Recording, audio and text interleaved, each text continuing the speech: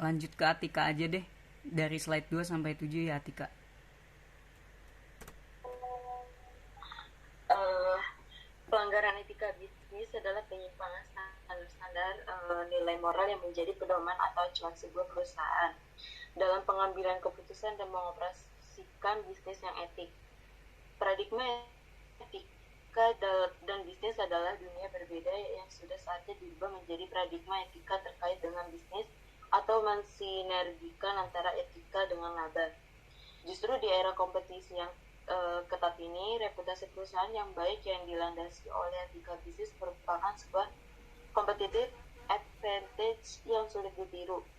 Oleh karena itu, perilaku etika penting untuk mencapai sukses jangka panjang dalam sebuah bisnis. Pelanggaran etika pada pasal 22 berbunyi pelaku usaha dilarang bersekongkol dengan pihak lain untuk mengatur dan atau menekankan pemenang tender sehingga dapat mengakibatkan terjadinya persaingan usaha tidak sehat. Pasal ini menjelaskan tentang tender adalah tawaran mengajukan harga untuk memborong suatu pekerjaan, untuk mengadakan barang-barang atau menyediakan jasa. Dan unsur bersekongkol itu sendiri adalah kerjasama antara dua pihak atau lebih. Secara terang-terangan maupun diam-diam melakukan tindakan penyesuaian dengan dokumen dengan peserta lainnya, membandingkan dokumen tender sebelum penyebaran, menciptakan persaingan semu, menyetujui dan memfasilitas terjadinya persekongkolan. Tidak menolak melakukan suatu tindakan meskipun mengetahui atau sepatutnya mengetahui bahwa tindakan tersebut dilakukan untuk mengatur dalam rangka memenangkan peserta tender tersebut. Pemberian kesempatan eksklusif oleh penyelenggara tender atau pihak terkait secara langsung maupun tidak langsung kepada pelaku usaha yang mengikuti tender dengan cara melawan hukum.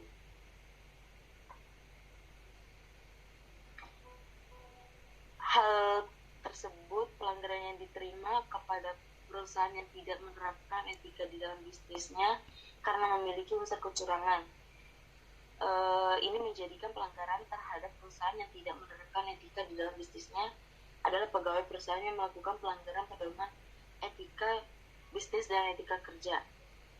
Sesuai dengan ketentuan yang berlaku, pengenaan sanksi atas bentuk-bentuk pelanggaran yang dilakukan oleh komisaris dan direksi berpedoman pada anggaran dasar perusahaan dan keputusan RUPS. Sedangkan pengenaan sanksi terhadap pegawai perusahaan dilakukan sesuai dengan kesepakatan dalam peraturan disiplin pegawai maupun aturan kepegawaian yang berlaku.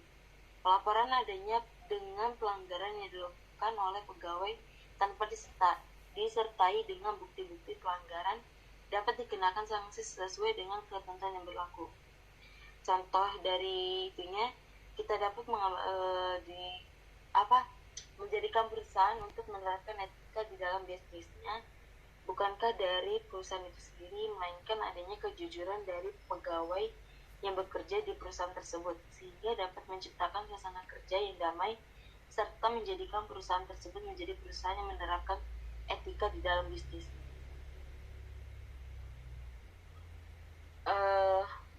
Kontrak karya menurut Salim 2008 halaman 63 mengatakan kerjasama modal asing dalam bentuk kontrak karya terjadi apabila penanama modal asing membentuk satu badan hukum Indonesia dan badan hukum ini mengadakan kerjasama dengan satu badan hukum yang mempergunakan modal nasional. Menurut Sri Wulan Aziz dalam Salim 2008 halaman 3 mengatakan bahwa kontrak karya ini suatu kerja sama di mana pihak asing membentuk suatu badan hukum Indonesia. Ini bekerja sama dengan badan hukum Indonesia yang menggunakan hukum nasional. Dari pasal butir 1 butir yang pertama itu keputusan Menteri Energi dan Sumber Daya Mineral nomor 1614 tahun 2004 tentang pedoman pemrosesan permohonan kontrak karya dan perjanjian karya pemesan pertambangan batubara dalam rangka penanaman modal asing. Perjanjian antara pemerintah Republik Indonesia dengan perusahaan hukum Indonesia dalam rangka penanaman modal asing untuk melaksanakan usaha pertambangan dan Galian tidak termasuk minyak bumi, gas alam, panas bumi, radioaktif, dan batu bara.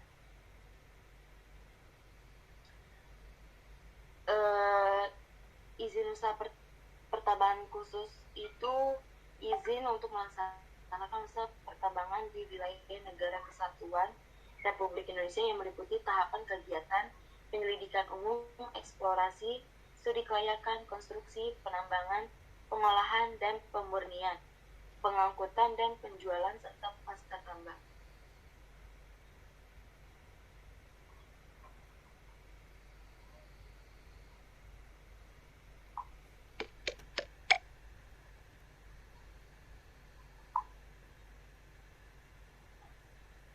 Baik, terima kasih Atika. Selanjutnya dibacakan oleh Zahra Suci Ramadhani tentang sejarah dan kronologi pada perjanjian pengambilan saham pada Freeport.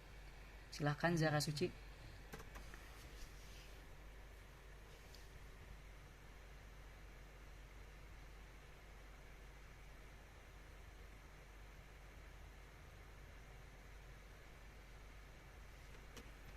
Seperti gimana, Zah? Ada kendala?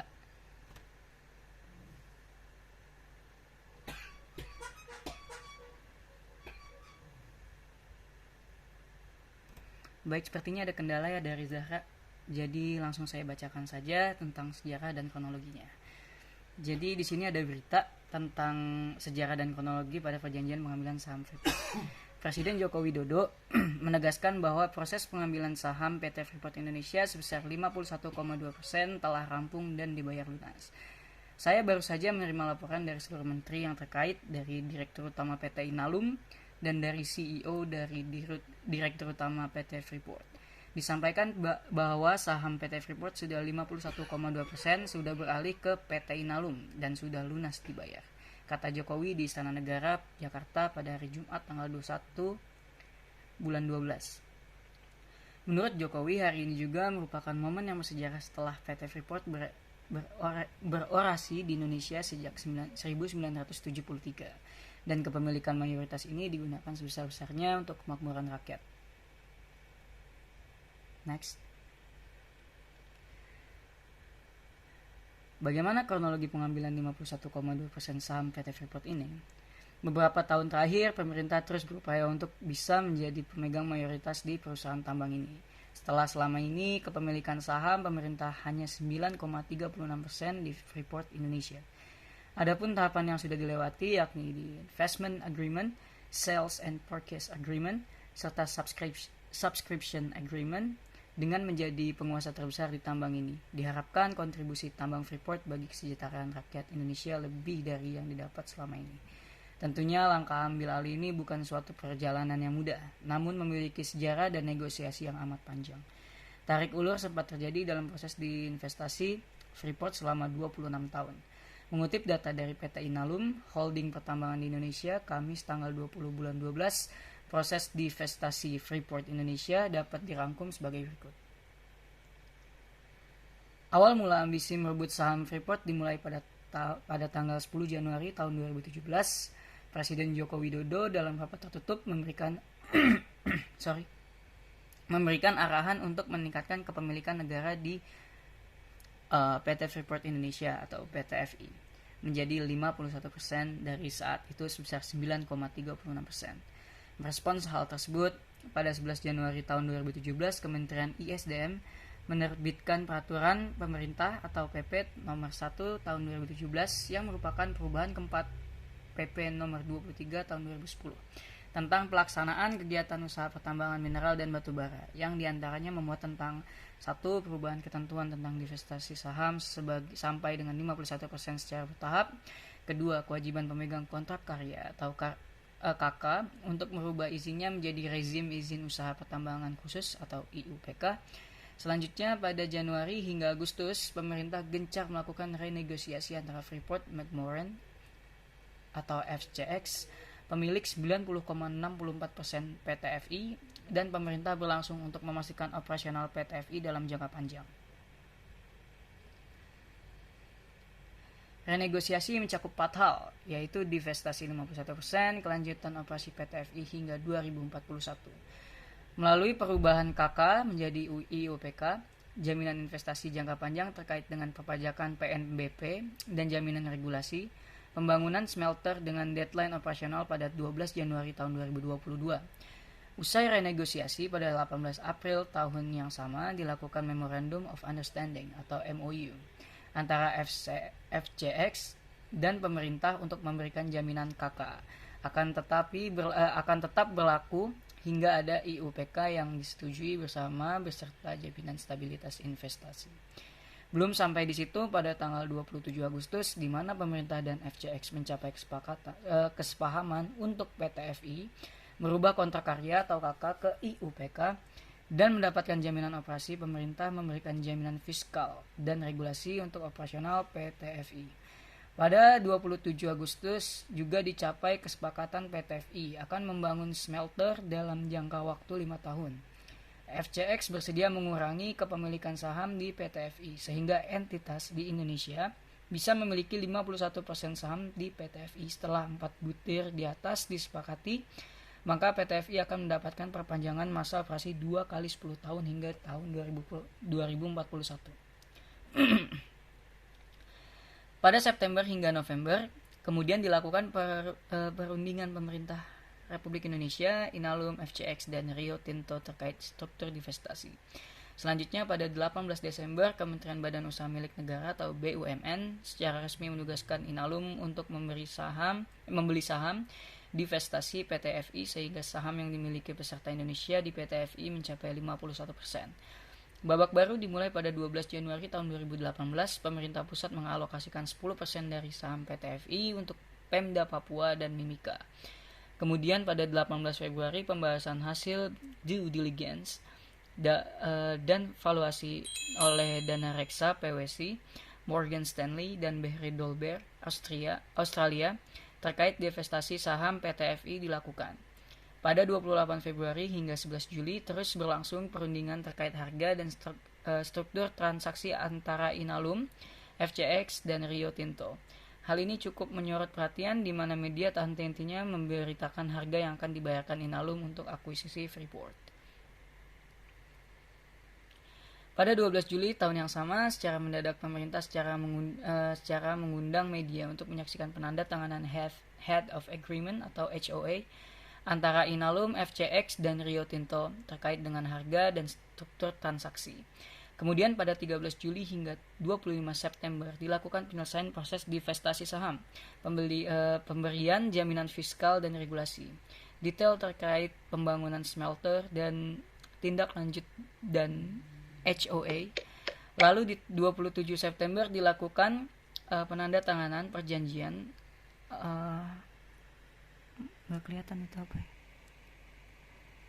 terkait divestasi saham PT-FI yang tersedia dari satu perjanjian divestasi PT-FI, kedua perjanjian jual beli saham PT-RTI, ketiga perjanjian pemegang saham PT-FI.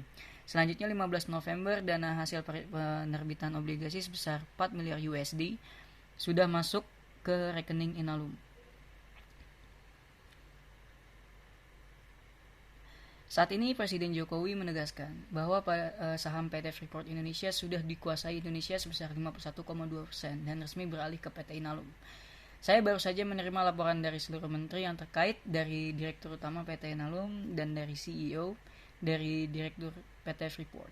Disampaikan bahwa saham PT Freeport sudah 51,2% sudah beralih ke PT Inalum dan sudah lunas dibayar, kata Jokowi di Istana Negara di Jakarta pada Jumat tanggal 21 bulan 12. Menurut Jokowi, hari ini juga merupakan momen yang bersejarah setelah PT Freeport berorasi di Indonesia sejak tahun 1973 dan kepemilikan mayoritas ini digunakan sebesar-besarnya untuk kemakmuran rakyat. Bahwa nantinya income, pendapatan baik pajak non-pajak royalti lebih baik, dan inilah kita tunggu, mendapat laporan terkait lingkungan yang berkaitan dengan smelter telah terselesaikan dan sudah disepakati. Artinya semuanya sudah komplit dan tinggal bekerja saja. Jokowi menegaskan masyarakat di Papua juga akan mendapatkan 10% dari saham Freeport yang ada, dan tentu saja Papua dapat pajak daerahnya. Baik, sekian materi yang bisa kami sampaikan. Apakah ada pertanyaan? sebelum ditutup?